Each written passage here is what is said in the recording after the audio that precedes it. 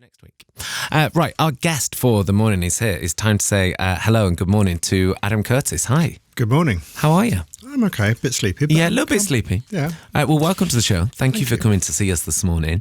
Adam Curtis, of course, a documentary filmmaker. You're known for Hypernormalization, The Century of the South, Can't Get You Out of My Head, and many, many more. You have a brand new series beginning this weekend, which so many people, myself included, very excited about seeing, Shifty, which launches on BBC iPlayer this Saturday. How does it begin for you, Adam? How do you begin a new chapter? What sparks a new Adam Curtis documentary idea? Well, it's just, I noticed, it's either a story, like when I did that thing called The Century of the Self, someone told me that Sigmund Freud's nephew had actually invented public relations, allegedly using his uncle's techniques of the unconscious. And I thought, that's really interesting. I'd never heard it, and I bet everyone else would have the same reaction. So I just started from that point on, and then realised you could do a whole story about the 20th century and the Freud family. I tell you what I look for. It's a way of looking back at the past in a fresh kind of way and coming back up to the present that then allows you to look at the present in a different kind of way. That's what I'm always trying to do. That's the route, yeah. And then we wanted to talk to you as well about the way that you put your documentaries together, because they're these sort of, you're not a traditional filmmaker or a traditional historian, I guess. How would you describe what you do? Because I was saying that when on the way in this morning, I was like, you're almost kind of like a DJ in a way, that you will sample and reuse bits and layer different bits of video footage together with different sounds. But how would you say what kind of films you make? It is very interesting. I found my voice at the very moment that you could do sampling, when the computers came in, and it was very easy to cut and paste everything, and it liberated me. But I've often thought about this. I think actually, and this is maybe a bit, no, I think it's right, is that the way I make films is much closer to the way people experience the world today than a lot of traditional films. I'm not claiming to be ahead of my time or anything like that. I'm just responding like everyone else does. Have you noticed? It happened before the internet, but the internet really pushed it. People jump in the way they think and they talk and they associate. When people talk about music and culture, they're always jumping, oh, this is like that, that's like that. And I grew up with that, and I think I just found a way of doing that visually and with music. And I would argue that is, every age has its own idea of realism. What's real? It doesn't mean actually what's physically real, it's what feels real. And I would argue that what I was surfing on a new kind of experiencing the world, a jumpiness, associational. That's what I do. I guess that's all we converse, isn't it? Like, oh, I've done that, yes. Or I know someone who's been there, or it sounds like this. Yes, and especially as everyone, I think, in the film I've just done, I've been tracing the way when the right under Mrs. Thatcher came into power, a lot of the Liberals were very disappointed and they retreated into culture. Culture became a really big thing from the 1980s on. We are the children of it. And when you do that, everyone talks about the culture that they feel represents them. So if you sit in a bar on a Friday night, you'll always hear people talking about, no, I like that, oh no, that's like that, that's not like that, the different genre. Remember the word genre? It's all that, and it's a jumpiness. And do you think we see in that more and more now? Because the way that we consume media, news, content, you're sort of scrolling, you are jumping between things on TikTok and Instagram. Yes, I think it's, when I began it was about the early 90s, same time as people like Massive Attack were doing sampling as well. And in that, back then it was liberating. It really was. There is an argument now that we have become trapped by the endless replaying of the past. We do it all the time. I'm just as guilty of it as anyone else is we're constantly replaying music from the 1960s, which is 70, 80 years ago. It's really quite odd. It's almost like we are trapped by all these two-dimensional images and music from the past. And one of the things I've always been fascinated by in the films I've made recently is, why does no one have a picture of a future other than a general feeling of dread? What is it that is holding us back? I think there are other forces, but I think that possibly one of them is this strange nostalgia that is constantly replaying images, which is sort of where people like me and Massive Attack came in. And whether actually time to stop it, possibly, and move forward. I mean, music. I mean, I'm terrible for it as well, though. I'm very like, if this is something new, there's something within me that, not that I want to be this guy, that will search out who that sounds like. Oh, that just sounds like. Yes, exactly. It's like a bad. I mean, of course, there will be influence. Well, but that's what AI does. You're a little AI I'm machine. AI. You are. You're going. I'm AI. You're going. That's like that. That's like that. Yeah. Which means you're always taking something new and taking it back into the past, and you're taking it back into the prison. Is that literally just me, or do we all do that as humans? We all do it. We all do it. Okay, it's all right. Thank you. And I wanted to ask you as well, because we were talking, I want to get onto Massive Attack in a second, but you just made me think of something there. We were talking about subcultures and sort of defined groups of people. We'd look at like mods or punks or goths. Do they exist now in the same way, or are they something that we don't see right now? Is it something that we only, appears in hindsight? In our perception, no, they don't exist any longer. I mean, everything has become, what's the word, nichified. Yeah, nichified or fragmented, atomized. You are a person of one. You are a genre of one. You follow your own instincts and feelings, which some radical described to me, well, that's socialism in one person. Then there was a pause and he said, well, of course, that's capitalism. That's how we perceive it. And we perceive everything as us.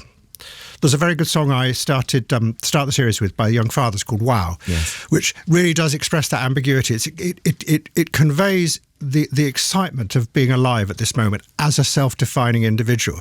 But if you examine the lyrics, it's brutally vicious about how narrow that is and how destructive that being locked in your own desires is. They get the ambiguity right. It's how we perceive ourselves. Actually, we are probably all parts of great big groups, but we live in a society that doesn't see that any longer. We may in the future, and that's probably where the new politics will come from, when we begin to realise we have a sort of community of interest in this new fragmented world with others, and that will give us power. But at the moment, we feel quite powerless in this fragmented world. Yeah. Niche. I wanted to ask you about Massive Attack, because I went to see them on Friday. They're an incredible band. We know this, and they're such an excellent show that they put together. And you've collaborated with them before, and you also played a part in these current shows. There was a moment where Avicii came from the Massive Attack stage, and I watched the show on my own. And when the Avicii happened, I was like, "What the hell's going on?" That was your idea. That was me. What was your idea of popping in a bit of Avicii to the Massive Attack show? Well, because I always love, as you pointed out earlier, I like Why, Adam? Collaging stuff. Yes. Yes. And, well, actually, the truth is that I discovered a little while ago that Massive Attack are a brilliant covers band. They'll hate me for saying this, but they are absolutely fantastic at it. They can just do it. I mean, if you just take them away from the keyboards and the dirge, you actually discover that they're really rich. We did this, first of all, I did a show with them in Manchester and New York, where I didn't allow them to play any of their songs. And we did all kinds of things. I mean, I had Robert doing this radical Siberian punk song from the 1980s called Everything Is Going According to Plan. It's brilliant. The Russians loved it, and it became viral in Russia. Then we did the tour of Mezzanine. And they didn't have enough numbers to do a whole show around Mezzanine. So I said, well, why don't you just take the songs you've sampled from and do them? And we ended up doing Where Have All the Flowers Gone? They're really good at that. So every now and then I try and push in another song just to sort of, I don't know, destabilise it a bit. Yeah, well, and it did, didn't it? It threw me, yes. But I mean, an excellent show. We love that band. And I love that you're making them experiment with both Avicii and radical Siberian punk as well. Adam Curtis is with us on a Tuesday morning on 6. And we always ask a guest to come with a heart racer to pick a piece of music.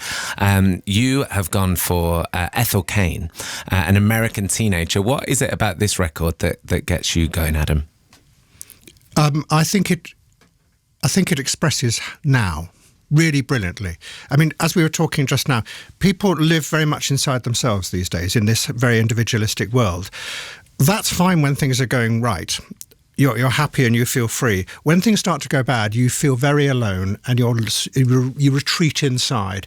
And what I really like about American Teenager is I think she expresses brilliantly what it's like to be locked inside your own head when you're feeling lonely, anxious, and also there's something even deeper in it in the lyrics. There's a sort of melancholy, and I think actually that's way a lot of people are now feeling. There's a great deal of anxiety and uncertainty in our time. No one in charge seems to have any idea of any alternative future or what to do about now.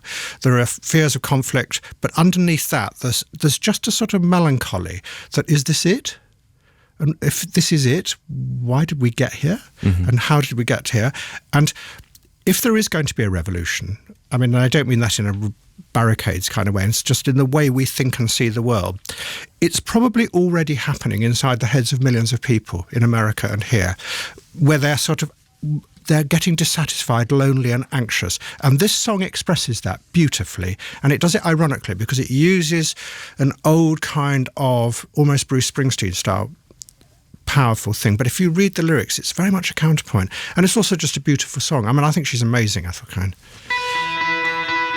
Adam Curtis, our guest on a Tuesday morning, choosing some Ethel Cain as his heart racer. We will play this and chat more with Adam. Loads of great questions coming in for you, Adam, so we'll get to them the other side of this.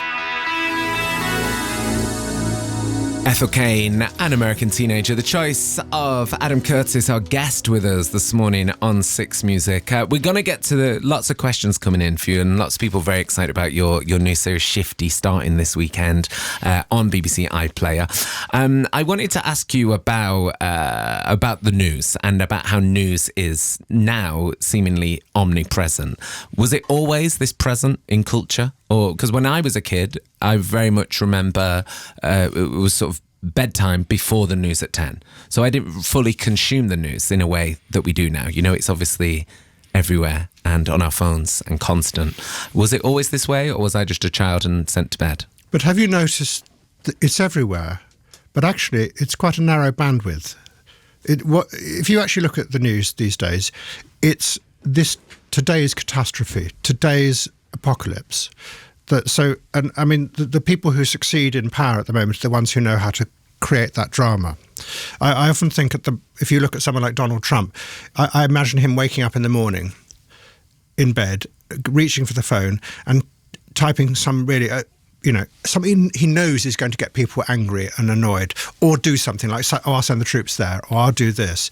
And then everyone wakes up and looks at it and goes, oh my God, this is terrible in big capitals, and gets enraged by this. And there is this loop, almost like in a theatre. He's like on stage in his bed doing this, and everyone's down in the audience getting very, very angry with him. And they're in this loop. It feels like a total wave of endless chaos and apocalypse. But in fact, actually, it's only a very, very narrow sliver of the world, and it's really about anger. While outside that theatre, all kinds of other things are going on that aren't reported, actually.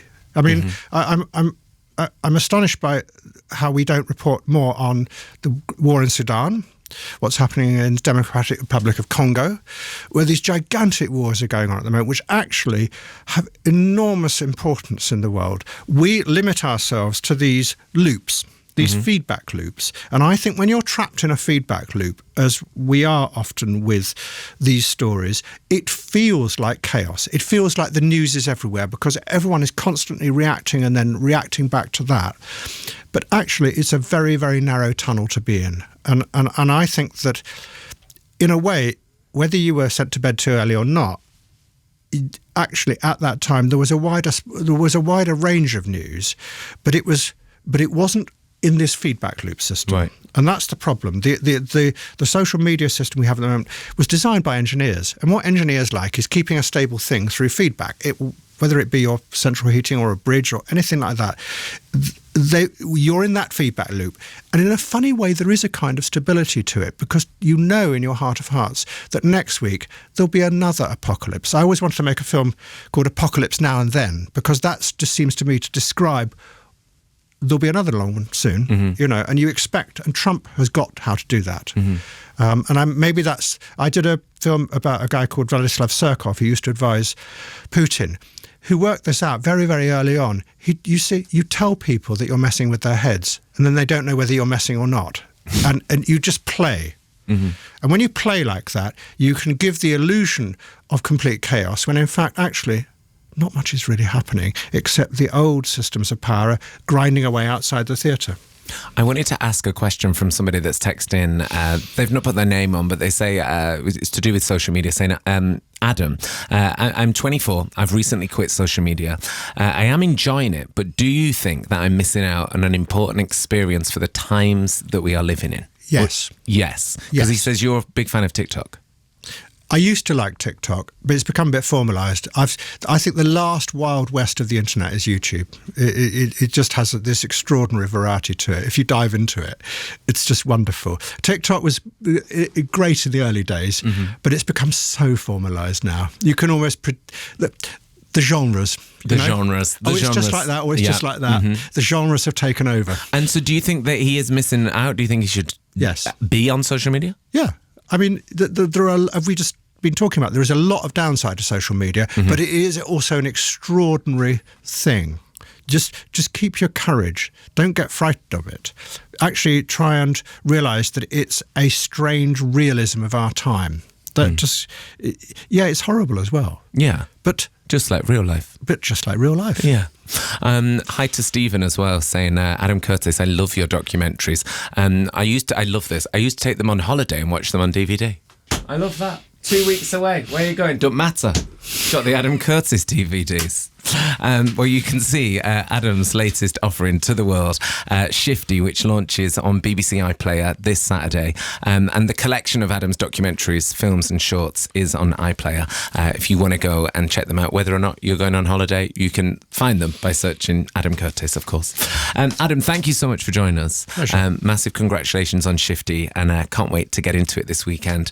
Adam, thank you. Thank you. Right, on the way.